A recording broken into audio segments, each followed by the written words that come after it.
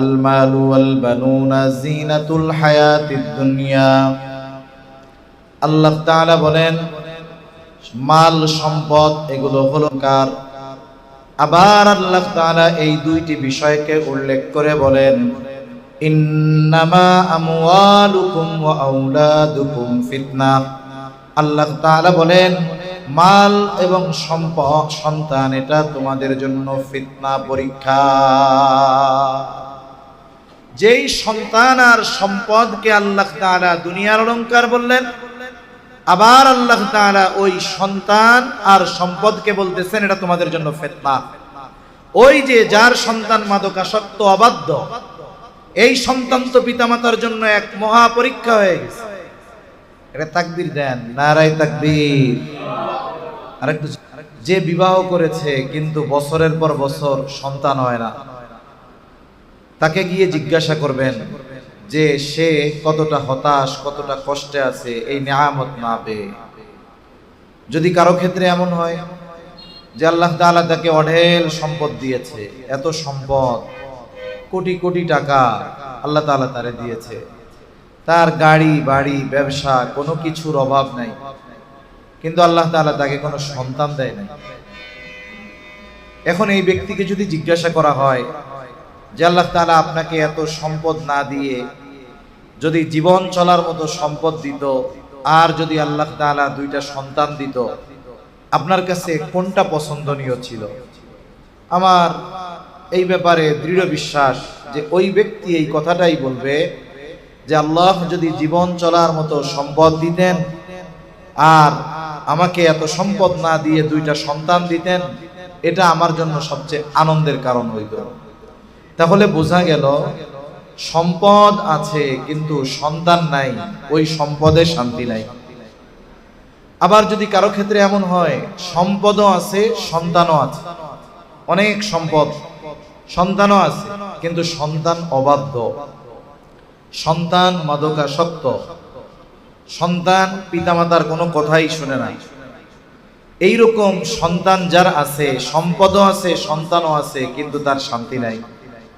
বরং আমরা তো এমন অবস্থা দেখি যে অনেক সন্তান নেশার টাকার জন্য মা বাবাকে হত্যা করে ফেলে।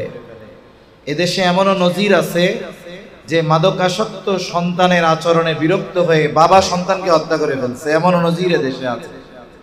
তার মানে বোঝা গেল সম্পদও আছে সন্তানও আছে, যদি সন্তান বদকার হয় শান্তি নাই। পক্ষান্তরে কারো ক্ষেত্রে যদি এমনটা হয় যে আল্লাহ তাআলা তাকে কিছু সম্পদ দিয়েছে, মোটামুটি জীবন চলে, দেখা যায় যে 3 বেলা পেট ভরে খাইতে পারে না, সপ্তাহে একদিন গোশত জুটে না, কিন্তু আল্লাহ তাআলা তাকে দুইটা সন্তান দিয়েছে, সন্তানগুলো বাধ্য, নেককার, সন্তানগুলো মাতা পিতার কথা শুনে, সন্তানের জন্য মা বাবাকে কোথাও অপমানিত হতে হয় না, ঘরের যে স্ত্রী আছে সেও দিনদার। এই ব্যক্তির সম্পদ নাই কিন্তু নেককার সন্তান থাকার কারণে তার শান্তি আছে না নাই? শান্তি আছে। ওই ব্যক্তি তার সম্পদ না থাকতে পারে কিন্তু সে তার ওই নেককার সন্তানদেরকে নিয়ে মানুষের সামনে গর্ব করে, বলে যে আমার হয়তো কিচ্ছু নাই কিন্তু আল্লাহ তাআলা আমাকে বড় নেয়ামত দুইটা সন্তান দিয়েছে। তাহলে মূল কথা হলো সন্তান আমাদের জন্য সবচাইতে বড় নেয়ামত কখন হবে? বলে এই সন্তান যখন নেককার হবে, দিনদার হবে। আমি কিন্তু আলেম বলি নাই, কারণ একজন ইলম অর্জন করার পরে যদি বদকার হয়ে যায় সেও তো খারাপ, কিন্তু একজন আলেম হয় নাই ঠিক, কিন্তু তার মধ্যে দ্বীনের বুঝ আছে, নীতি নৈতিকতা আছে, মা বাবার আনুগত্যশীল সন্তান, মানুষের সাথে সদাচরণ করে, ভালো ব্যবহার করে, বলে এই সন্তান মা বাবার জন্য নেয়ামত। আল্লাহ তাআলা এই সন্তান নেয়ামত বলে অভিহিত করেছেন। আল্লাহ তাআলা বলেন, জোরে দেন না নারায়ে তাকবীর, আলহামদুলিল্লাহ, জোরে বলেন আলহামদুলিল্লাহ। আজকের আমাদের এই আয়োজনের মধ্যমণি যিনি, সুলতানুল ওয়াইজিন মাওলানা খালেদ সাইফুল্লাহ আইয়ুবী হাফিজাহুল্লাহ, হযরত চলে আসছে, এই রুমের মধ্যে মাত্র ঢুকছে। আপনাদের যেই অপেক্ষা, এই অপেক্ষার অবসান ঘটছে। আসলে আজকের শুক্রবার আর অন্যান্য শুক্রবার এক না। কেন? অন্যান্য দিন শুক্রবার জ্যাম থাকে একটু কম, কিন্তু আজকে তো আশুরা। হযরত পুরান ঢাকাতে ছিলেন, আর ওইদিকে আপনারা কম বেশি সবাই জানেন এই আশুরাকে কেন্দ্র করে বিভিন্ন ধরনের আচার অনুষ্ঠান হয়। এরপরেও আলহামদুলিল্লাহ হযরত সুস্থতার সাথে আমাদের মাঝে আসছেন। আপনারা যারা এখন বাইরে আছেন, একটু কষ্ট হয়েছে দীর্ঘ সময় গরমে বসে থাকতে, আপনারা মেহরবানি করে চলে আসেন। হযরত দ্রুতই চলে আসবে, আসলেই আমার কথা শেষ। তাহলে সন্তান যদি অবাধ্য হয়, সন্তান যদি বদ্ধহীন হয়, এই সন্তান হয়ে যায় ফিতনা দুনিয়া এবং আখিরাতে। এই সন্তানের কারণে দুনিয়ায় ওই মা বাবা অভিভাবককে কষ্ট পোহাতে হয়। আল্লাহ না করুন যদি ওই সন্তানের ব্যাপারে মা বাবার কোনো উদাসীনতা থাকে, যে তাদের গাফলতি আর উদাসীনতার কারণে ওই সন্তান লাইনচ্যুত হয়েছে, তাহলে ওই মা বাবা কিয়ামতের দিন ওই সন্তানের কারণে ফিতনায় পড়ে যাবে, পরীক্ষায় পড়ে যাবে। তখন কি হবে? বলে আমি আপনি যদি সন্তানের ব্যাপারে উদাসীনতা প্রদর্শন করি, তাকে দিনদার বানানোর মেহনত না করি, তাকে নেককার বানানোর মেহনত না করি, আল্লাহ না করুন ওই সন্তান যদি কিয়ামতে জাহান্নামী হয়, ও জাহান্নামী হওয়ার জন্য এক নম্বরে অভিযুক্ত করবে তার মা বাবা, অভিভাবককে। তাহলে সন্তান যদি অবাধ্য হয়, তাহলে দুনিয়া আখিরাতের ফিতনা। আর সন্তান যদি দিনদার নেককার হয়, এটা দুনিয়ারও যেমন অলংকার, আখিরাতের অলংকার। তা এই সন্তান এক নিয়ামত। আল্লাহ তাআলা আমাদেরকে যাদের এই নিয়ামত দিয়েছেন, এই নিয়ামত পাওয়ার পর তাদেরকে গড়ে তোলার দায়িত্ব শরীয়তে ইসলাম আমাদেরকে দিয়েছে। আল্লাহ তাআলা আমাকে আপনাকে যেমন জাহান্নাম থেকে বাঁচার জন্য বলছে আল্লাহর হুকুম আহকাম মেনে চলার মাধ্যমে, অনুরূপভাবে আমার আপনার অধীনস্থদেরকে দ্বীন শেখানোর মাধ্যমে জাহান্নাম থেকে বাঁচানোর চেষ্টা করার কথা বলছে। তবে হ্যাঁ, আমি আপনি আমার আপনার সন্তানদেরকে দ্বীনের পথে পরিচালনা করার চেষ্টা করতে পারি, তবে হেদায়েত তার নসিবে আছে কিনা এটা আমি আপনি জানি না, কারণ হেদায়েতের মালিক কে? আল্লাহ। জলিলুল কদর পয়গম্বর হযরত নূহ আলাইহিস সালাম 950 বছর উম্মতের মাঝে দাওয়াত দিয়েছেন। অল্প কিছু মানুষ ঈমান আনছে। আল্লাহ তাআলা নূহ আলাইহিস সালামকে মহাপ্লাবনের খবর জানিয়ে দিলেন। নূহ আলাইহিস সালাম এক বিশাল নৌকা বানাইলেন। একটা সময় আল্লাহ তাআলার প্রতিশ্রুত ওই মহাপ্লাবন শুরু হলো। সমুদ্রের পানি বাড়া শুরু হলো, জমিন ফেটে পানি বাড়তে থাকলো। মানুষ রান্না করতো যেই চুলায়, ওই চুলার মধ্যে থেকে পানি উঠতে শুরু করলো। একটা সময় পানি বাড়তে শুরু করলো, আর নূহ আলাইহিস সালাম ঈমানদারদেরকে নিয়ে নৌকায় আরোহণ করলেন। নূহ আলাইহিস সালামের একজন সন্তান ছিল কেনান। নূহ আলাইহিস সালাম সন্তানকে বারবার বললেন, সন্তান তুমি নৌকায় আরোহণ করো। ইয়া বুনাইয়ারকাম মা'ানা ওয়ালা তাকুম মা'আল কাফিরিন।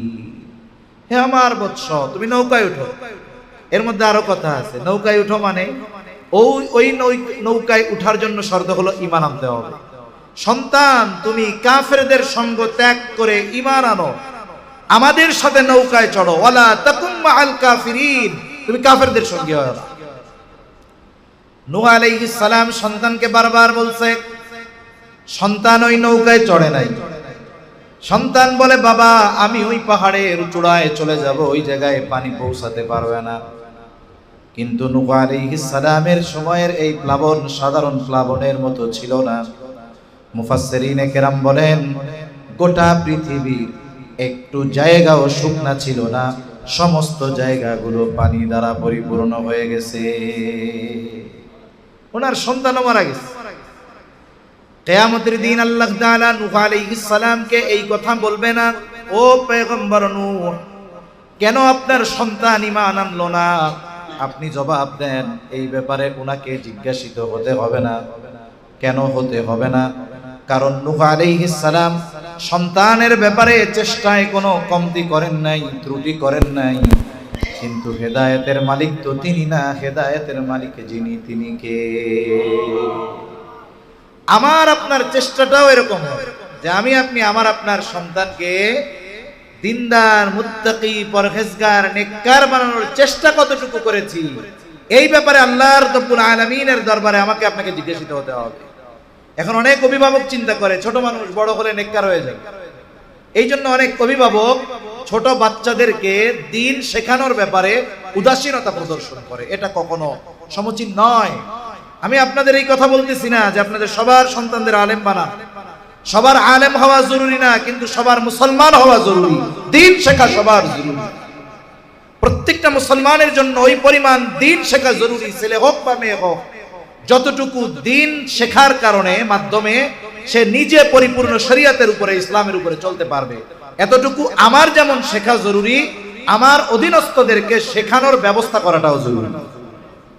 এখন আল্লাহ তাআলা সন্তান দিলেন, সন্তান এক নেয়ামত পাইলাম, এই সন্তানকে দিন শেখানো জরুরি এটাও বুঝলাম।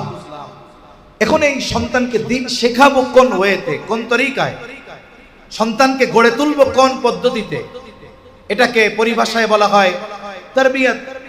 সন্তানকে প্রতিপালন করব কেমনে, সন্তানকে গড়ে তুলবো কেমনে, আমার সন্তান যেন দিনদার হয়, কিয়ামতে যেন এই সন্তানের জন্য আমাকে আল্লাহর দরবারে অপরাধীর কাঠগড়ায় না দাঁড়াতে হয়, এজন্য আমি কিভাবে সন্তানকে গড়ে তুলতে পারি। এই কয়েকটা কথা একেবারে অল্প সময়ের মধ্যে হয়ে যাবে ইনশাআল্লাহ। সন্তানকে, সন্তানের এই তারবিয়াত, সন্তানকে দ্বীনের উপরে গড়ে তোলা, সাধারণ ভাষায়, সাধারণভাবে, জেনারেল ভাবে সন্তানের তারবিয়াত অনেকে মনে করে এটার সূচনা হবে সন্তান বড় হওয়ার পর, একটু বোঝার পর।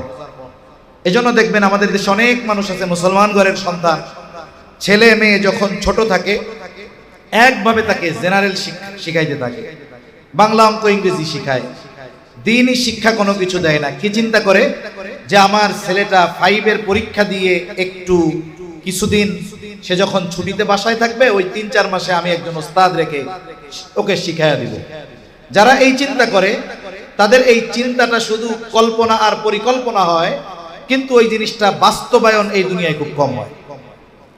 তা ওরা চিন্তা করে এই দ্বীনি তারবিয়াত এটা বড় হওয়ার পরে দেওয়া হবে, কিন্তু শরীয়তে ইসলাম আমাদেরকে জানিয়ে দেয় সন্তানের তারবিয়াত সন্তান বড় হওয়ার পরে নয়, সন্তান দুনিয়ায় আসার পরে নয়, বরং মূলত সন্তানের এই দ্বীনি তারবিয়াতের সূচনা শুরু হয়ে যায় সন্তান দুনিয়ায় আসার অনেক আগ থেকে। এটার সূচনা কখন হয়? মূলত এটার সূচনা হয় বিবাহের মাধ্যমে। বিবাহের সময় এই জন্য রাসূল আকরাম সাল্লাল্লাহু আলাইহি ওয়াসাল্লাম বিবাহের ক্ষেত্রে নারীদের দিনদারিত্বকে প্রাধান্য দিতে বলেছেন। দিনদারিত্বকে কেন প্রাধান্য দিব? আধুনিক গবেষণা এই কথা বলতেছে যে একটা বাচ্চা, ছেলে হোক আর মেয়ে হোক, এই বাচ্চার ক্যারেক্টার, চরিত্র, এই চরিত্র 90% গঠিত হয় তার মার থেকে। তার মানে একটা সন্তান তার ক্যারেক্টার বিল্ড আপ হয় তার মায়ের থেকে, বাবার থেকে নয়। কারণ এখানে অনেক অভিভাবক আছেন, অনেকে শুনতেছেন যে তাদের বাচ্চার সাথে তার দেখা হয় শুধু একদিন, ছুটির দিন শুক্রবার। কেন? কারণ তিনি যখন অফিসে রওনা দেন তখন সকাল 6টা, উনি যখন বাসায় আসেন রাত 12টা, উনি যাওয়ার সময় দেখেন ওনার বাচ্চা ঘুম, উনি অফিস থেকে এসে দেখেন ওনার বাচ্চা ঘুম, উনি দেখে কিন্তু বাচ্চা ওনারে দেখে না। তাহলে যেই বাচ্চা ওনাকে দেখে না সেই বাচ্চা ওনার থেকে কি শিখবে? বাচ্চা তো শিখে তার থেকে, সে যাকে সব সময় দেখে। আর একজন বাচ্চা সবচাইতে বেশি দেখে তার মাকে। একজন বাবা বাচ্চার ভালো খাবারের ব্যবস্থা করতে পারে, পোশাকের ব্যবস্থা করতে পারে, থাকার ব্যবস্থা করতে পারে, কিন্তু একজন বাচ্চার চরিত্র গঠন হওয়ার পেছনে সবচাইতে বড় ভূমিকা রাখে ওই বাচ্চার মা। এজন্য সন্তানকে যদি নেককার, দিনদার, ভালো মানুষ হিসাবে গড়ে তুলতে হয়, এক নম্বরে নেককার মা দরকার। নেককার মা হলো, এরপরে নেক সন্তান চেয়ে আল্লাহর কাছে দোয়া করতে হয়। আমরা অনেক সময় আল্লাহর কাছে সন্তান চাই, কিন্তু আমাদের সন্তান শুধু সন্তান না, নেক সন্তান চাইতে হয়। আর নেক সন্তান চাওয়া এটা পয়গম্বর আলাইহিস সালামের আমল। ইব্রাহিম আলাইহিস সালাতু ওয়াস সালাম যখন ইরাকের বাবেল থেকে শামের উদ্দেশ্যে হিজরত করতেছেন, একাকী, সাথে শুধু স্ত্রী আর কেউ নাই, উনি ওই সময় আল্লাহ তাআলার কাছে দোয়া করছেন, রব্বি হাবলি মিনাস সালিহিন, রব আপনি আমাকে একজন সালেহ সন্তান দেন, নেককার সন্তান দেন। এই জন্য নেক সন্তান চেয়ে আল্লাহ তাআলার কাছে দোয়া করা, এটা ইব্রাহিম আলাইহিস সালামের আমল। মুফাসসিরিন ইকরাম বলেন এই আয়াতে এটা বোঝা যায় যে তিনি আল্লাহ তাআলার কাছে ছেলে সন্তান চেয়েছেন। হ্যাঁ, ছেলে সন্তান চাওয়াটাও ওনার আমল, তবে আমি আপনি আল্লাহর কাছে ছেলে সন্তান